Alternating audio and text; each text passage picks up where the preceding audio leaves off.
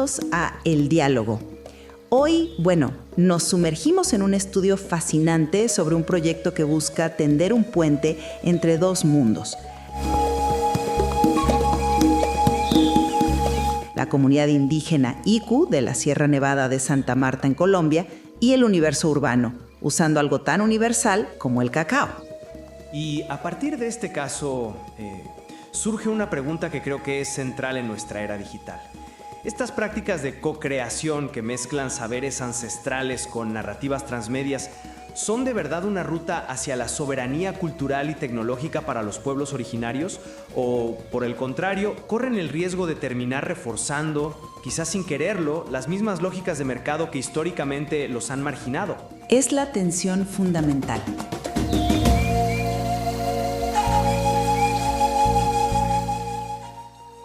Para mí, el material presenta un caso que se inclina hacia lo primero. Yo veo aquí un modelo de empoderamiento genuino, una demostración de autonomía digital en acción.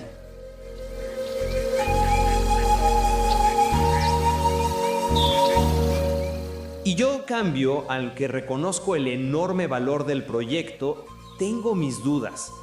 Me pregunto si la dependencia de plataformas comerciales y la necesidad de encajar en una lógica de consumo, pues, no terminan por limitar el alcance real de esa soberanía que se busca. Empecemos por ahí entonces.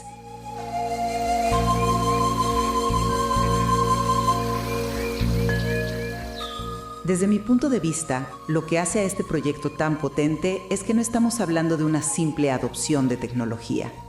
La comunidad Iku no recibió pasivamente Instagram o los códigos QR, los co-creó, los moldeó para sus propios fines. Y el método es la clave de todo. Utilizaron lo que el estudio llama co-creación lúdica, que en esencia es transformar el proceso de diseño en un juego, en una exploración creativa conjunta, para que no se sintiera como un trabajo impuesto, sino como algo propio y horizontal desde el inicio.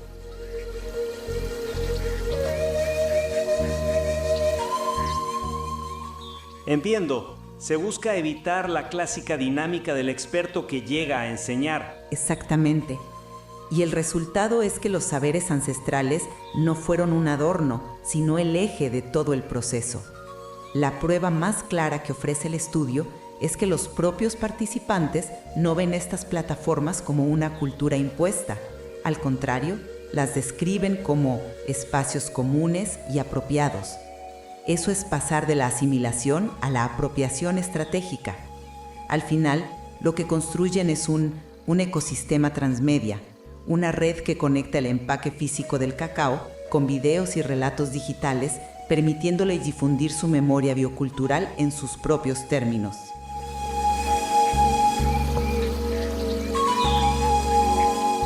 Inevitablemente esto enmarca todo el diálogo intercultural dentro de una lógica de consumo. Y ahí es donde la idea de soberanía se me hace más frágil. Podemos hablar de soberanía total cuando dependes de plataformas como Instagram o TikTok. No son herramientas neutrales. Pertenecen a corporaciones globales con algoritmos que no están diseñados para la profundidad cultural, sino para la viralidad y el consumo rápido. Pero ¿no es esa una visión demasiado determinista de la tecnología? Quizás, pero el riesgo es real. Se puede fomentar una fascinación superficial por lo exótico, un concepto que, irónicamente, el propio estudio busca trascender. El texto mismo lo reconoce al señalar que persisten riesgos como la apropiación cultural y las complejas dinámicas de poder con las entidades corporativas. Por eso creo que la autonomía que se logra es precaria, porque está condicionada al éxito comercial del cacao y sujeta a las reglas de juego de plataformas que la comunidad no controla ni controlará.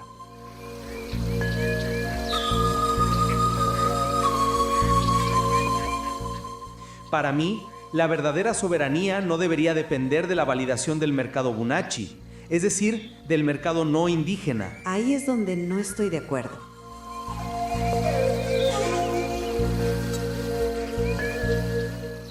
Creo que subestimas la capacidad de agencia que demuestra la comunidad. Lo que me parece realmente brillante de este caso es cómo subvierten la lógica de las herramientas. Hablemos de la apropiación tecnológica. El estudio muestra ejemplos muy concretos. En zonas de baja conectividad usan Telegram, una simple aplicación de mensajería, y la convierten en una especie de cinemateca comunitaria para intercambiar películas. Eso es una genialidad. Es adaptar la herramienta a una necesidad social, no al revés. Es un uso creativo, sin duda. O piensa en su curaduría de contenidos para Instagram. No es un bombardeo de imágenes bonitas. Es un proceso deliberado. Seleccionan videos bajo criterios propios como el cuidado de la madre tierra o la trazabilidad de los ingredientes. Están usando una plataforma superficial para comunicar un mensaje profundo. Esto encaja perfectamente con el concepto de etnodesarrollo. Tomar control de los recursos culturales propios y movilizar también los ajenos, como la tecnología, para fortalecer un proyecto de vida propio. El poder de decisión es lo que transforma la herramienta. Entiendo perfectamente ese punto y valoro esa capacidad de adaptación. Pero me sigue generando una pregunta fundamental. ¿Cómo resuelves la contradicción de usar una plataforma como Instagram, que por su propio diseño simplifica, estetiza y acelera todo, para representar una cosmovisión que es por definición compleja, profunda y de tiempos lentos?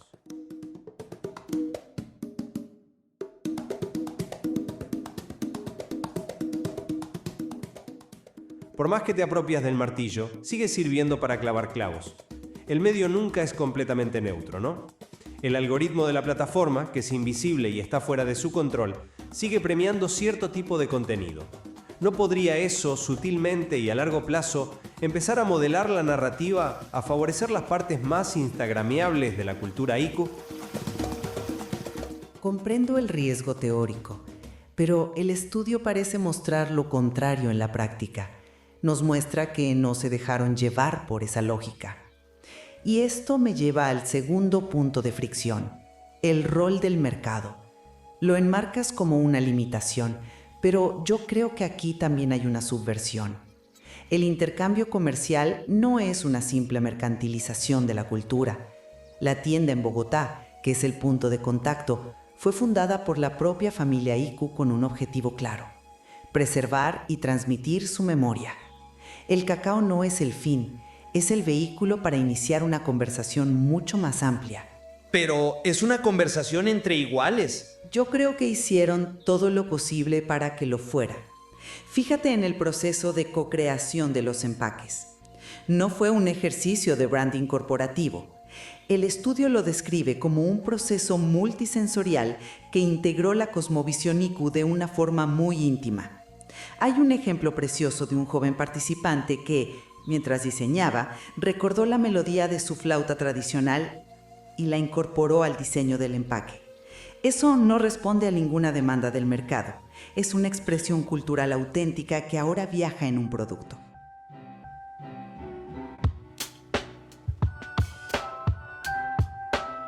El ejemplo de la flauta es poderoso, no lo niego, pero me lleva a otra pregunta. ¿Quién es la audiencia final de ese diseño? Porque el estudio mismo nos da una pista clave cuando menciona que los diálogos pedagógicos sobre el cacao se vuelven más atractivos cuando se ofrece mezclado con ayú, la hoja de coca sagrada, porque resulta exótico para los bunache. Ahí es donde la dinámica cambia para mí.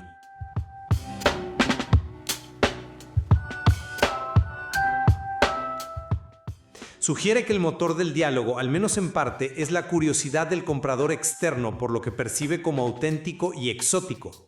Y eso inevitablemente crea una asimetría de poder. La cultura se presenta de una forma que satisface una demanda externa. Pero ahí estás interpretando el interés como algo negativo. Yo lo veo como una puerta de entrada. El proyecto utiliza esa curiosidad inicial para llevar la conversación a otro nivel. Lo que ellos construyen es lo que autores como Martín Barbero y Berkin llamaron un tercer espacio.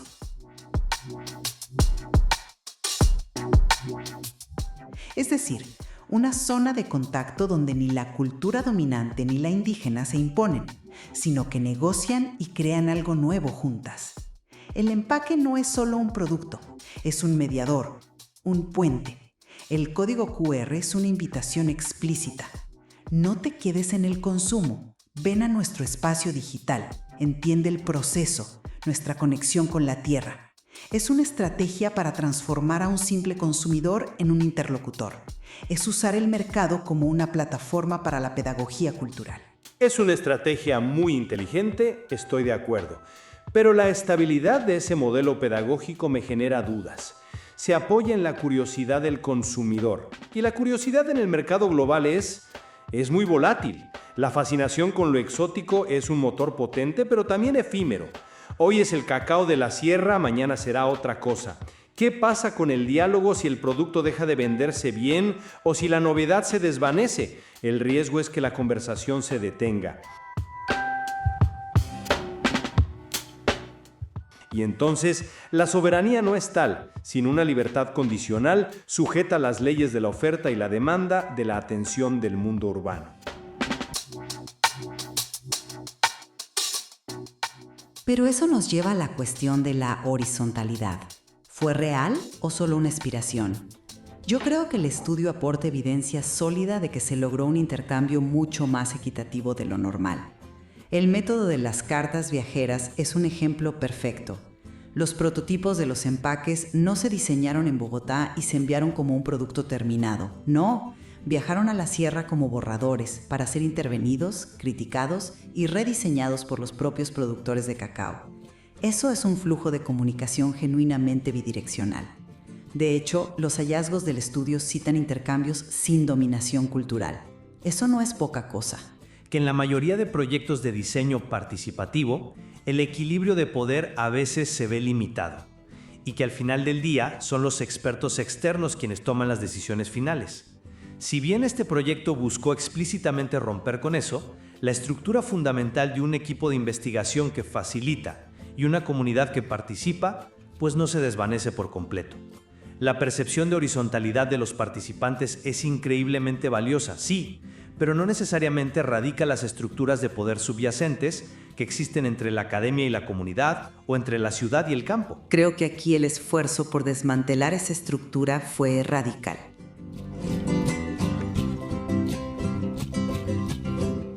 La premisa no fue vamos a ayudarles a contar su historia, sino ellos tienen un saber y nosotros herramientas que pueden servirles. La creación audiovisual es el mejor ejemplo. No llegó un equipo de producción externo a filmarlos como si fueran objetos de estudio. La dirección estuvo a cargo de un líder indígena, Guney Macu Durán, y se filmó con sus propias herramientas, sus teléfonos móviles. Ellos decidieron qué querían contar y cómo. Hay una cita de un joven Iku que para mí resume todo. Es importante que las personas primero entiendan que no todos vivimos igual.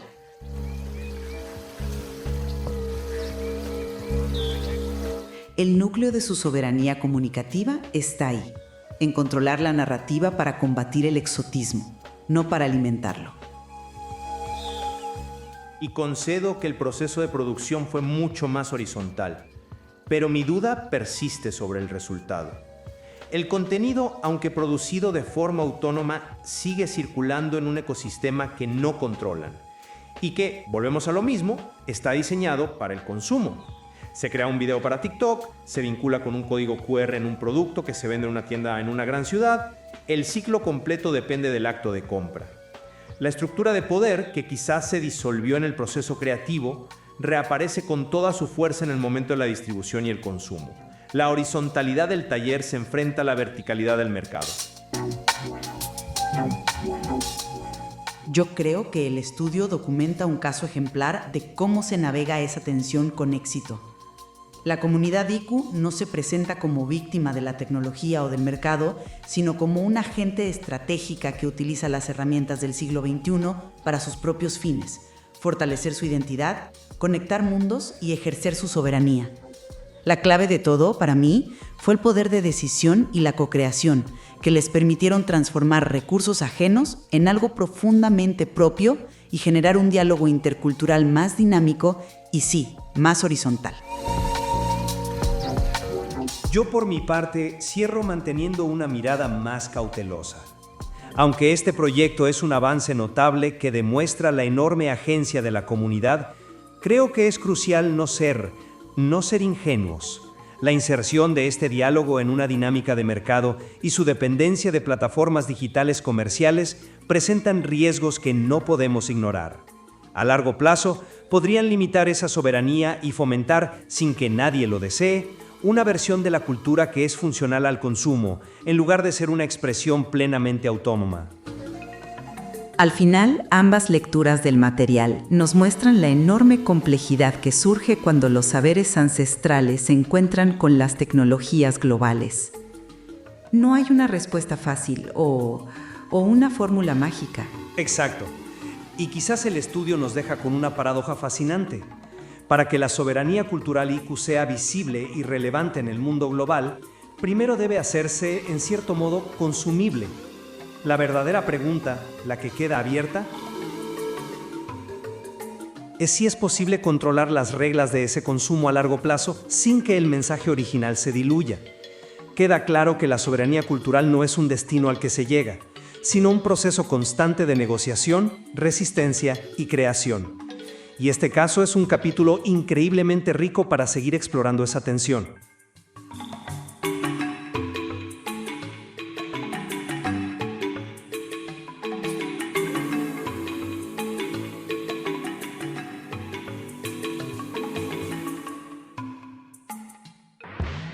OCA Consultores. Dejamos ideas conectando lenguajes.